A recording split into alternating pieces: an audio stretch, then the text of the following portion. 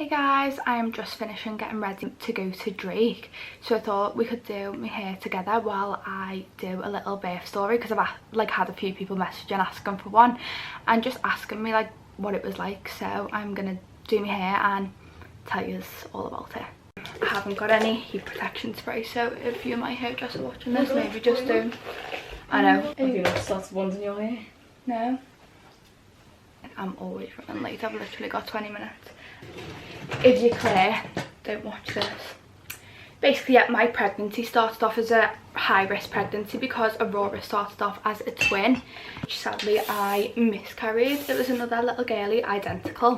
So then obviously when something like that happened, like twins are high risk anyway, especially for your first pregnancy, and the type of twin that it was, like when they share the same sac, that is just like more high risk. So I was under high risk, and then obviously when I miscarried that I was still high risk, because whatever, it's actually more common than you think though, but obviously when it happened to me I'd never really heard of it.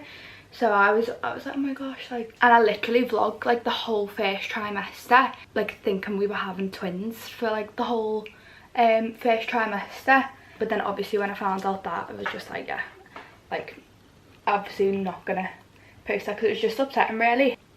But yeah, anyway, so high risk pregnancy. So they booked me in for a C-section at 37 weeks because they don't really recommend, like you can, but they don't really recommend delivering twins naturally. So I was booked in for that at 37 weeks. Obviously when I lost it, there was like, you can still have this C-section, whatever, because we think Aurora is still going to be small. So I had to go for growth scans, whatever, but I did actually, a little bit messy in the back, I did actually really want a natural birth. So I was a bit like, oh, I still don't want a C-section. Then went to my growth scans. It was like, she's still measuring a bit small, but you'll be able to have a natural birth now. So I was absolutely made up. Then carried on going to my growth scans, and she completely caught up to the weight of a normal baby, which is amazing because then everything was fine, like completely fine for a normal delivery. So then I opted to be induced. So I had the pessary. This was because Tommy was going on pre-season, and I was absolutely terrified that I was going to go over and then like he wouldn't be here. Like, no, that is like, I'd hate that, especially with my first baby. Like that wouldn't be a vibe. Not like it would with any of them, but especially the first one, obviously you have no idea what to expect. So then yeah, opted to be induced with the pessary. I think it was 4 days early.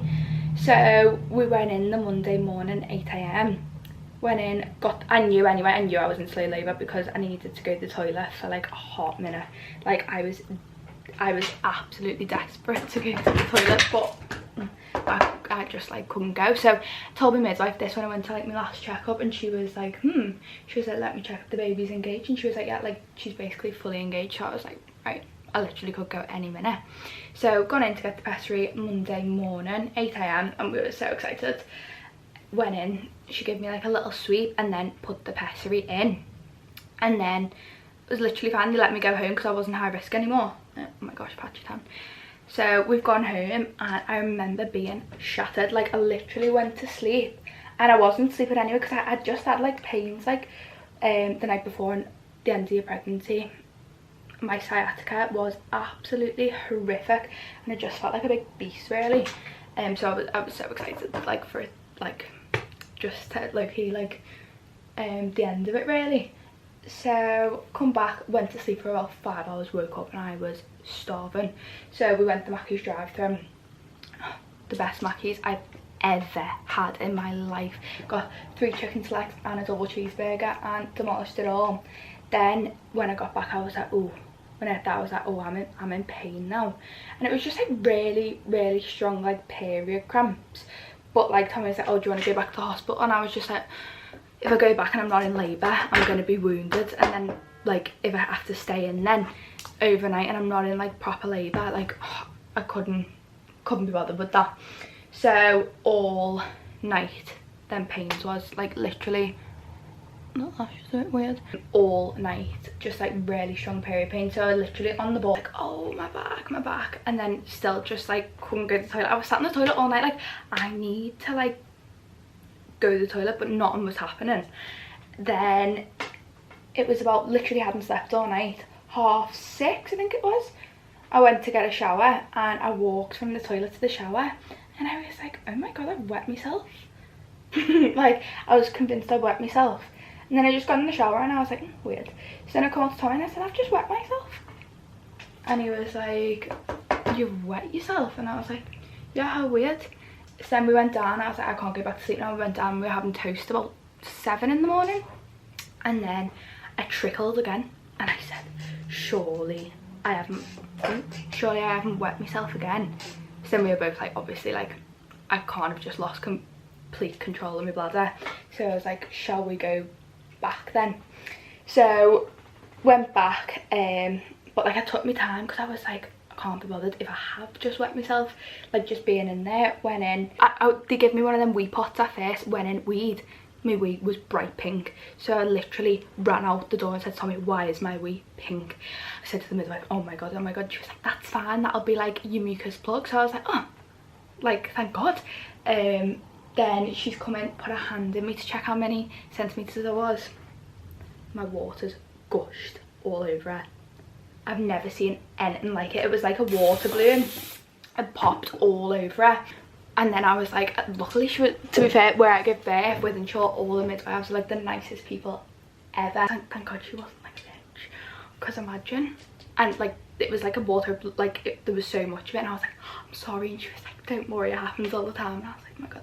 So then when the waters had gone, I was 3 centimetres, so I wasn't actually in active labour, but I was in labour.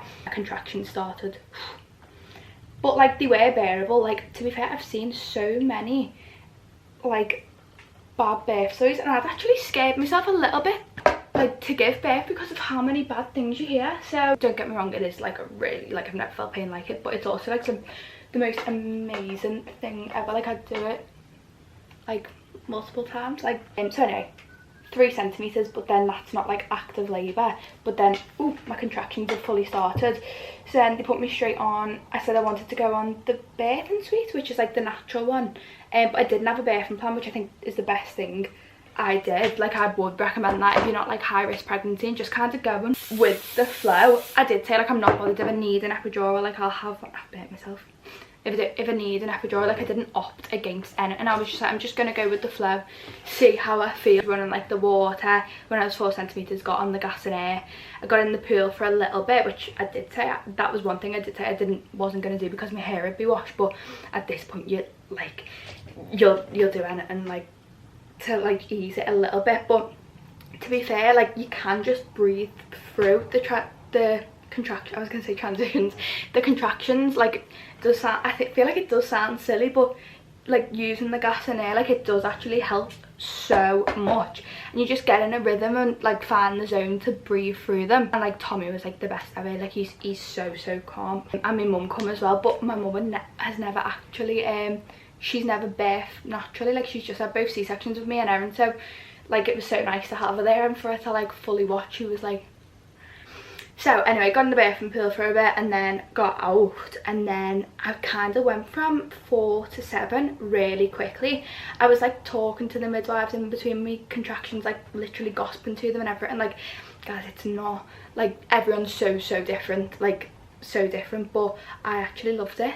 And I also had back labour, so the baby was back to back, so I felt all my contractions in my back, and it was like the worst pain ever. They say it's meant to actually be worse than like normal labour, and to be fair, I personally, if you know me, I am quite dramatic, and for me to say like I'd do it again, that is it's a big statement. So yeah, went from 4 to 7 really fast, and then I started screaming like, help me. So then they realised I was having back labour, so, and I physically couldn't lie on my back. Like, I was just like, oh my god, like, I cannot lie on my back. And obviously that's how like most people give birth, isn't it, on your back? So then I got on all fours and I was like, no, can't lie on my back. So then they got me this little stool and put it on the floor, and I like leant on the stool, like bent over, like on all fours, but with my hand on this stool. And I was 8 centimetres at this point, and like, then you don't have a break in between the contraction, like, it's just like a constant kind of pain. And then I was like, when's my break gonna come, when's my break gonna come? And that's when she realised, like, and then she was like, do you feel like you need to poo? And I was like, I felt like I've needed to do that for weeks. And she was like, yeah, like she kind of looked at the other midwife and was like, yeah, like she's ready to push. Only 8 centimeters, so you kind of meant to like ease into it, and I didn't ease into it, and I started pushing at 8.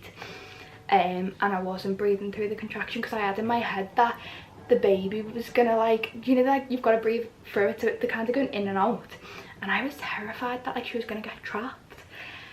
Weird things just like in your head, like you're not even thinking straight. So I was just trying to push her out in one push and like the ring of fire. That is true. Also, it was a student midwife that actually birthed Aurora. I got like really close to her. All the midwives were lovely that I met, but she was honestly so lovely. I can't even remember her name. Like I'd love to message, but I don't even know if you're allowed to do that. Yeah, so she was there the whole time. Her shift finished at 7. Like, people can be a bit weird about like a student midwife being at the birth and stuff, and I was like, oh my god, no. I was like, I'd love for you to like birth her, like, you know, stay till the end. So her shift finished about 7, and I had Aurora at 9:20, and the actual angel stayed until the very end, and she birthed Aurora, which is just like so lovely that like she'd been there since the very morning, and she'd actually stayed like 2.5 hours over her shift just to birth her. Literally, I'd done it all basically on gas and air, and I had 1 morphine injection when I was like 5-6 centimeters. But by the time I was actually given birth, the morphine had run out, so I literally like felt it all. Basically, I was just on the gas and air. And then I think I did shout, give me the epidural now, but like I think I was 8 centimeters, and then my mum was like you can have it, like whatever. And then my midwife was like, no, like I don't think you can even have the epidural. She was like, you're nearly at the end now, like you're nearly done. I can't believe I've got no heat protection on this. And like I also would have had to go over to the other suite, which is like doctor run, because a midwife can't give you an epidural. So yeah, literally just on the gas and air. Then got on the all fours, was on this stool and didn't breathe through, and me and Tommy had a little thing going where he had his hand here and I was just clawing the life out of his hand, but it was actually helping me, maybe just knowing he was in a little bit of pain as well. But yeah, you should have seen the state of his hand after. But it was a little thing we had going, and he was like helping me. I was gonna say breathe through it, but I wasn't breathing through it at all at the end. You're just not even thinking, but I was just like I can't even like describe, like it was the best day of my life ever. Like I loved it so much. But like I think I've also just been dead lucky to have a really good birth, that it hasn't like put me off or anything like that, because I know people, like some of my friends have had really bad births, and it's like put them off having another one. So I am really lucky. But after it, I literally, so I was on the all fours thingy. My mum was looking, but I don't think she knew what she was looking at. She was looking at the baby's hair. My cervix was so thin. Anyone who's pregnant, get on the raspberry leaf tea. Absolutely swear by it. She was like, whatever you did, it worked, because your cervix ended up paper thin. So she's come out, and I have gone underneath and I have grabbed Aurora and pulled her up onto me. One thing I had in my head was that I kind of wanted to be the first one to hold her, which is like, to me it's just like the best thing ever. Like, oh, like got my baby, and just like hearing her cry, because I've also I don't know why I did it, but I did really scare myself before I went in. And literally did actually scare myself, and I'd seen like loads of videos of like the baby not crying and stuff, so you do have that in your head as well. And just when she come out and I heard her cry, like I could actually cry thinking about it now. It was honestly the most magical thing ever. She got her out, pulled her up onto me, and then she was like, oh, like we've just had the baby girl in here. Oh. But then she was like, wait, watch, because my umbilical cord was all that big. So I pulled her up onto my chest, but I couldn't pull her up anymore. And then like we done like the delayed cord clamping, and then Tommy cut the cord. And like just looking at Tommy, you know, after like I had the baby on me, was just like, oh, it's honestly the best feeling ever. Like I can't explain it, like, but oh, it just, and like every bit of pain is worth it. And I also did rip. I had 2nd degree tears, but that was literally my own fault, because I couldn't, I started pushing at 8 centimeters. Like it's literally my own fault, because when you listen to the midwives, you don't rip. I listened to them the whole way through, and I think listen to them because it really did get me through, like helping me breathe through the contractions. Like it really does work. But at the end, I was listening to no one, to nobody. Like no one could tell me, like you're just not. But like I had the most incredible midwives ever, and just the most incredible birth ever. Like I'm so grateful that I did. After like second time after it, just in shock basically. Had her on me, whatever, and then my dad and my sister had actually drove down and were waiting outside the hospital. My mum stayed in for a minute and then she went out, and then like I think it was an hour later they come in. So I'd been stitched up on the bed, give me the gas and air again, numb me all, and then was stitching me, and I was having a full-blown gossip with the midwife while I was sat there, legs akimbo, being stitched. Like, that's how amazing they was. And I remember like Tommy said, like, I was probably being really annoying, and she was stitching me, and I was like, can you do me a designer? Oh no, I literally can't. It was as if I'd had a bevy, because you're just like that, like high on, not, well, I weren't even on drugs at this point, it was just the gas and air, but you just like, the like shock and adrenaline of what's just happened is insane. Then they've stitched me up, and I was absolutely covered in blood, because obviously I've been on the floor with her. I give birth on the floor with that little stool. And then one of the midwives come in, and she was like, do you want to come and get a shower? And I couldn't really like move properly, like I was sore and stuff. So the midwife, she literally took me in the shower, she sat me down, and she showered me, like she washed me. And I just think like midwives, like, so amazing, like what they do and how comfortable they made me feel. Literally sat there, and I was trying to do it myself, and she was like, do you mind, I can just wash you? And I am very like yeah, like whatever. And I was just like, oh yeah. So literally sat there, she gave me a proper wash with all the nice soaps that I bought. She was just helping me out, like she dressed me after, put me clean pajamas on. She was telling me like what pads to use. I brought ones, but she gave me, you do bleed. I wasn't actually prepared for how bad you bleed after, and like you pass big massive things, which is crazy, like just like the after thing, isn't it? That thing that comes out, what is it? Your placenta? Your placenta? It's like another baby.